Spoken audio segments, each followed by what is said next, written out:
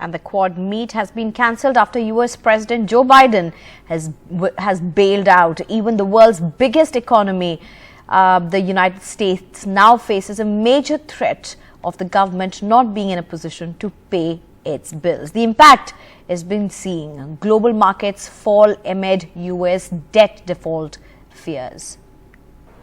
The world's biggest economy, the United States, rapidly approaching the date on which the government can no longer pay its bills, forcing President Biden to cancel his trip to Australia for the Quad summit. At home, he was very clear about the risks ahead.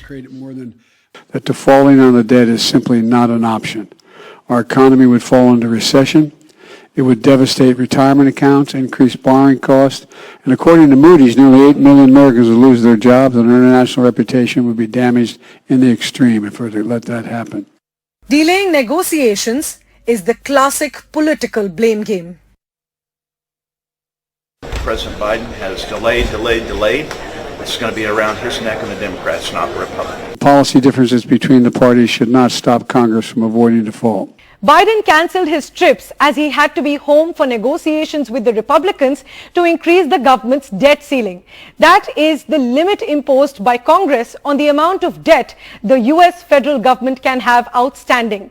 The U.S. hit this limit of $31.4 trillion in January, and now the debt has increased to $31.46 trillion, up by 50% in the last 5 years. If the ceiling is not raised, the US's first ever debt default could be as early as the 1st of June, according to the Treasury Secretary.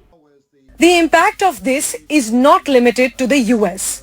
Global markets have already started falling amid fears of a US debt default, while the Indian markets fell by 0.6%.